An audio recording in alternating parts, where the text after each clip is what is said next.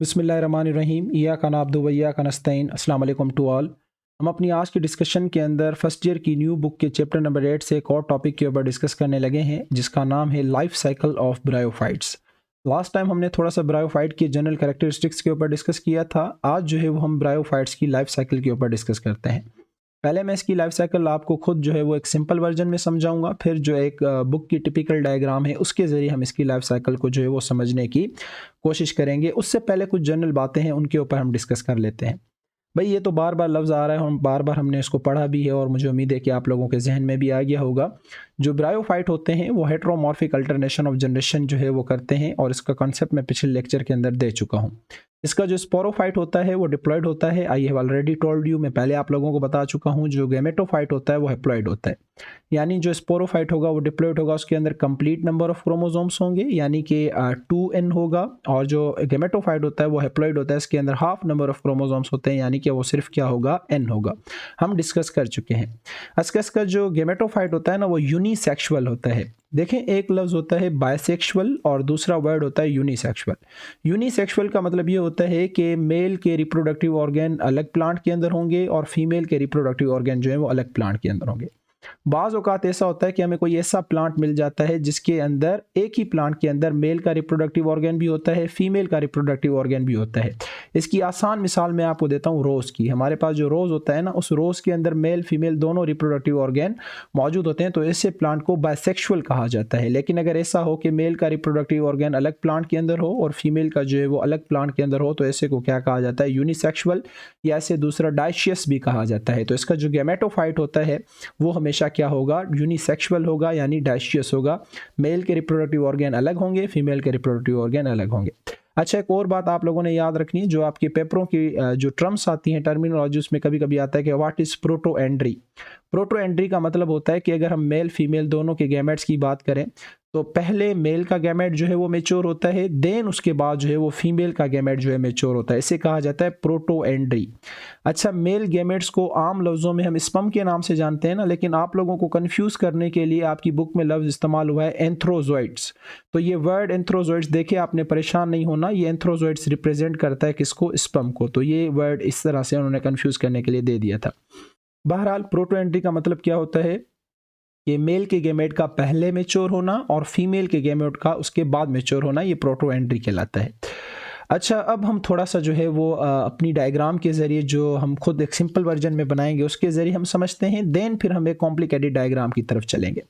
अच्छा भाई, स्टार्ट करते हैं हम गैमेटोफाइट से, जो कि इसका हैप्लॉइड स्टेज है ना, क्योंकि इसका डोमिनेंट जो स्टेज है वो गैमेटोफाइट होता है। मैंने आपको पहले बताया हुआ है कि हमें सही से नज़र जो है वो क्या आता है, गैमेटोफाइट नज़र आता है। भाई मान लेते हैं कि ये हमारे पास मेल गैमेटोफाइट है, ठीक है। एक बहुत आसान वर्जन में समझा रहा हूँ। ये हमारे पास फीमेल जो है वो गैमेटोफाइट है, ठीक। ये हो गया फीमेल गैमेटोफाइट, यहाँ पे हम FG कर देते हैं, फीमेल गैमेटोफाइट। और ये हो गया मेल गैमेटोफाइट।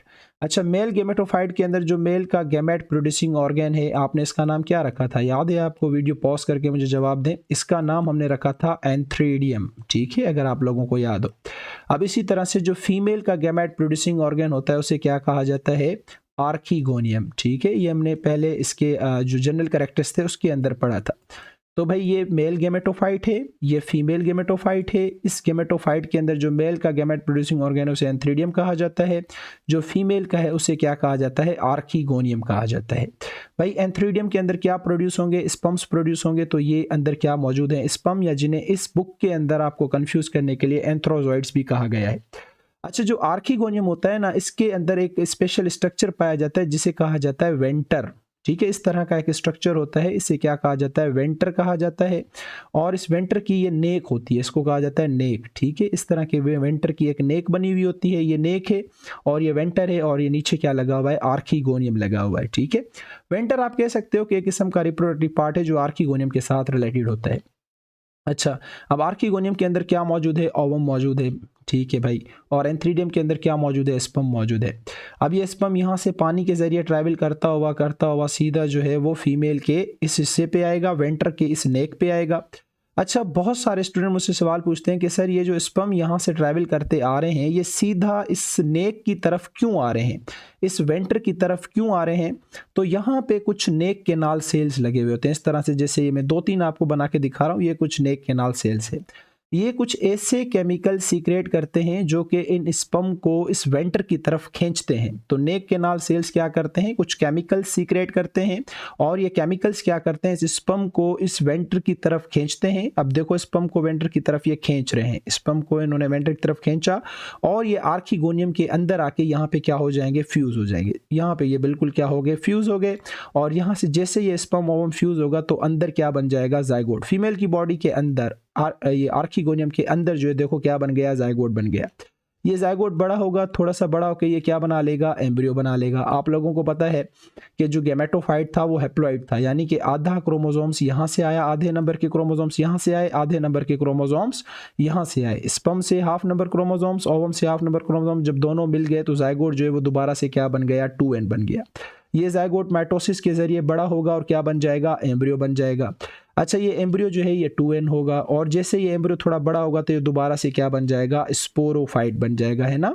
ठीक है भाई, ये स्पोरोफाइट बन गया। ये हम मान लेते हैं कि हमारा क्या है, छोटा सा स्पोरोफाइट है। जब ये स्पोरोफाइट बन गया तो आपको पता है कि स्पोरोफाइट के अंदर क्या बनते हैं, स्पोर्स बनते हैं। तो इसके अंदर भाई स्पोर बनेंगे।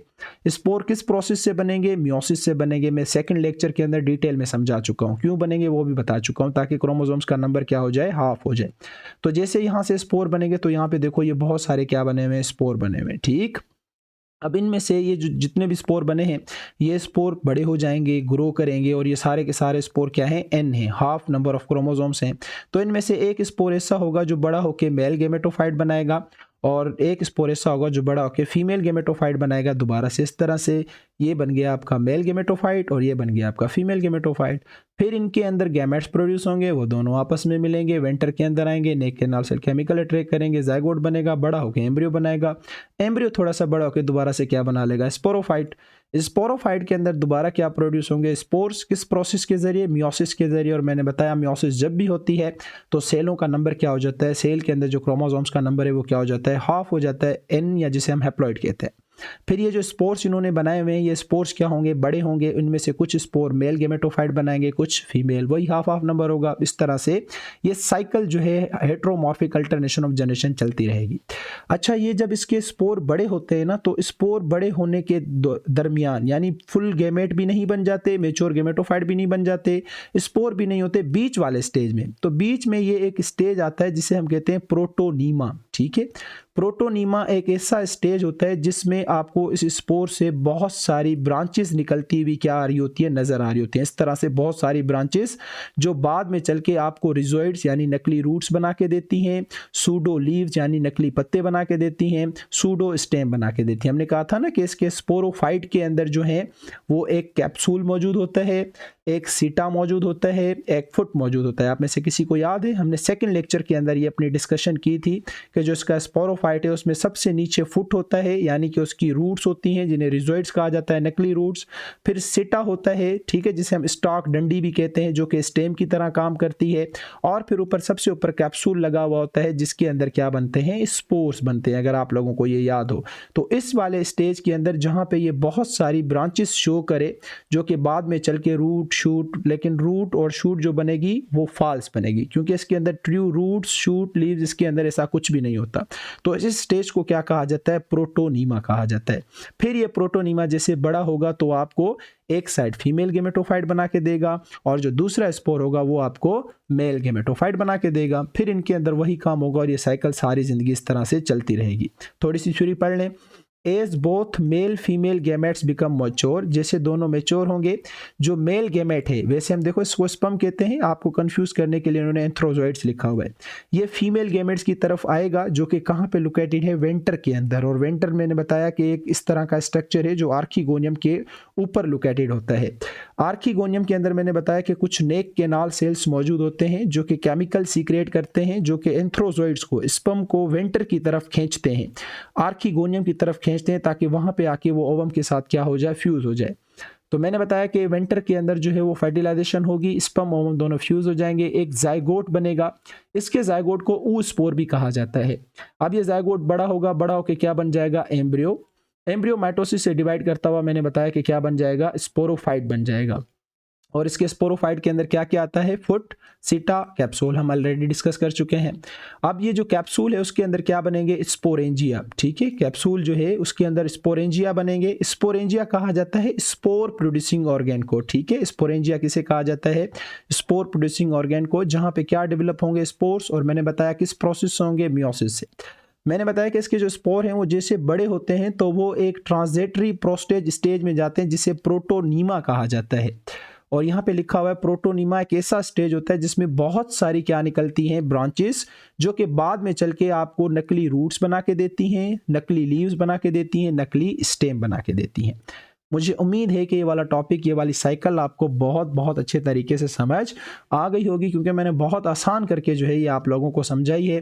आप इसको पढ़ें अच्छे तरीके से, जहाँ प्रॉब्लम होती है कमेंट बॉक्स में आके आप लोग मुझसे पूछ सकते हैं। तब तक के लिए अल्लाह हाफिज़, अपना बहुत सारा ख्याल रखिएगा।